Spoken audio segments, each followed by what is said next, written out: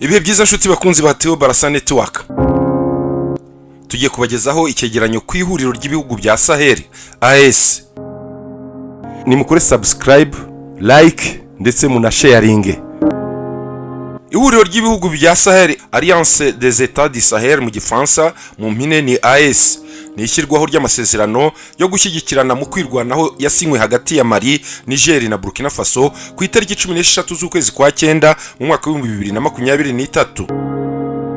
Aya masezerano yashyizweho umukono nyuma y'uko habaye coup d'etat muri Niger yo kuwa 26 z'ukwezi kwa 7 mu mwaka wa 2023, aho Cedeao yakangishije kugaba ibitero muri Niger ikajya gukuraho ubutegetsi bwa gisirikare bwari bumaze guhirika ubutegetsi bwatowe n'abaturage. AES yashyizweho kugira ngo ifashanye guhangana n'iterabwoba rishobora kwigomeka ku butegetsi cyangwa ibitero bishobora guturuka hanze bikozwe n'ibihugu byishyize hamwe cyangwa imitwe yitwara gisirikare yabishyigikiwe n'ibindi bihugu. AES ishimangira ko igitero icyo ari cyo cyose kibasiye usugire no kuvogera ubutaka bwa kimwe mu bihugu binyamuryango bifatwa nkaho ugabye igitero kuri ibihugu byose uko ari bitatu. Agace ka Sahel kakunze kurangwamo ibikorwa by'iterabwoba n'iby'abacanshuro kuva mu mwaka wa 2003. Ibi byatumye haba amakimbirane menshi muri kariya karere nk'intambara yo muri Mali n'ibikorwa by'iterabwoba bya Boko Haram. Ibihugu uko ari bitatu bigize uyu muryango byakoze coup d'etat zikozwe n'abasirikare mu myaka ishize, bituma haza umubano mubi mu bindi bihugu bigize umuryango wa Cedeao n'umuryango mpuzamahanga.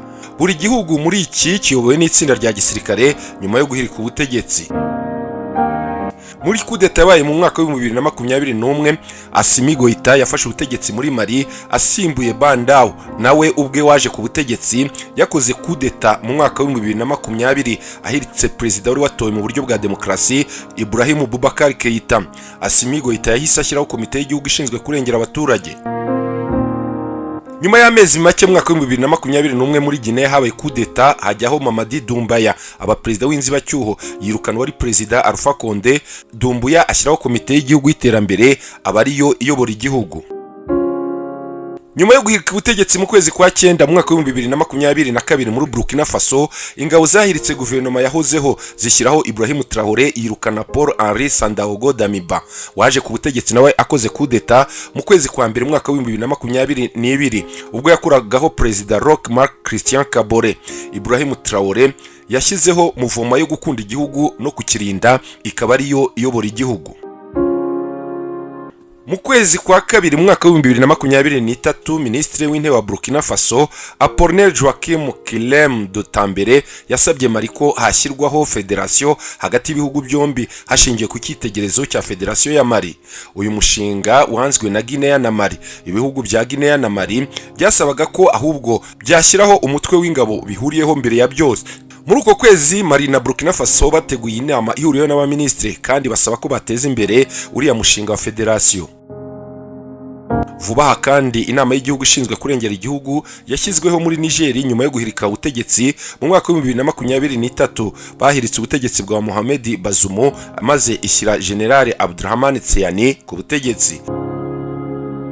Ibihugu uko ari 4, Mali, Guinea, Burkina Faso na Niger, ni abanyamuryango b'umuryango w'ubukungu bw'ibihugu byo muri Afurika y'Iburengerazuba Cedeao, kandi bose bahagaritswe muri uyu muryango bitewe no guhirika ubutegetsi. Nyuma yo guhirika ubutegetsi muri Niger, byavuzwe ko Cedeao izakoresha ingufu za gisirikare mu gusubisa ku butegetsi President Bazoum wahiritswe.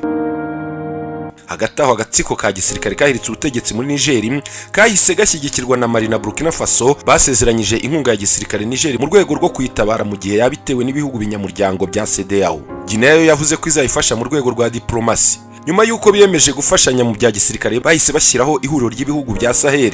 Ibi babikoze kugira ngo ibihugu bitatu bishobora kuba byahangana n'ingabo za Cedeao mu gihe byajya mu mugambi wo gukuraho izi leta ziyobowe n'abasirikare. Ihuriro ry'ibihugu bya Sahel rigamije kwishyira hamwe mu bijyanye n'ubukungu no gushyiraho ifaranga rimwe. Iri faranga baryise Sahel.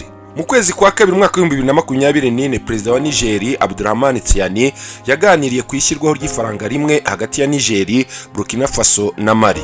General Abdurrahman Tiani yagize ati ifaranga ni intambwe yo kuva mu bukoloni. yaravuze ati ihuriro ry'ibihugu bya Sahel AES rifite impuguke mu by'amafaranga kandi mu gihe gikwiye tuzahitamo. General Tsiani yakomeje agira ati ifaranga ni ikimenyetso cy'ubusugire kandi ibihugu bya AES bigira uruhare mu guharanira ubusugire bwabo bwose. Yemeje ko ibihugu byabo bitazakomeza kuba imbata y'ifaranga ry'iri sefa ryashyizweho n'Ubufaransa. Mu kwezi kwa gatanu umwaka wa 2024 Burkina Faso, Mali na Niger barangirije i Niamey umushinga w'inyandiko w'ishyirwaho ry'ihuriro ry'ibihugu bya Sahel AES. Intego yaryo ni ukurangiza umushinga ujyanye n'inzego ndetse n'imikorere y'ishyirahamwe ry'ubumwe bw'ibihugu bya Sahel. Ku cyumweru tariki ya 28 z'ukwezi kwa mbere mu mwaka wa 2024 ibihugu bigize umuryango w'ibihugu bya Sahel byavuye mu muryango w'ubukungu bw'ibihugu bya Afurika y'Iburengerazuba Cedeao. Iri tangazo ryasomwe mu gihe kimwe mu makuru ya saa 7 z'amanywa kuri televiziyo za leta. Muri Burkina Faso ryasomwe na Minisitiri w'itumanaho, naho muri Mali risomwa n'umuvugizi wa guverinoma akaba na Minisitiri w'ubutegetsi no kwegereza ubuyobozi abaturage, ndetse no muri Niger risomwa na Minisitiri w'urubyiruko, siporo, ubuhanzi n'umuco akaba n'umuvugizi wa guverinoma. Cedeao yamaganye icyemezo cya AES ivuga ko ihangayikishijwe n'iki cyemezo kitamenyeshejwe hakiri kare kandi ko yiteguye kugerageza kuganira kugira ngo haboneke ibisubizo. Hagati aho umuryango w'ubukungu w'ibihugu bya Afurika y'Iburengerazuba ni ukuvuga Cedeao wahise ugabanya ibihano wari warafatiye Niger, Guinea Conakry na Mali nyuma y'ihirikwa ry'ubutegetsi ryakozwe mu bihe bitandukanye. Ibi byabaye nyuma y'iminsi mike Burkina Faso, Mali na Niger bitangaje ko bigiye kuva muri uyu muryango. Ikurwaho ry'ibi bihano ryemerejwe mu nama idasanzwe y'uyu muryango yateraniye i Abuja muri Nigeria. Cedeao yari yarahagaritse kandi gukorana na Guinea Conakry kuva Colonel Mamadou Doumbouya yahirika ubutegetsi bwa Alpha Condé wari perezida mu mwaka wa 2021. Niger yo yari yarafatiwe ibihano birimo kutemererwa gukoresha ikirere cy'ibihugu bigize Cedeao no gufatira imitungo yayo iri muri ibyo bihugu. Tubabwire ko ibihugu bya Mali, Burkina Faso na Niger bifite abaturage bakaba muri miliyoni 70. Naha dusoreje inshuti bakunzi ba Theo Barasa Network, mukomeze kugira ibihe byiza. Nimukore subscribe, like ndetse munasharinge.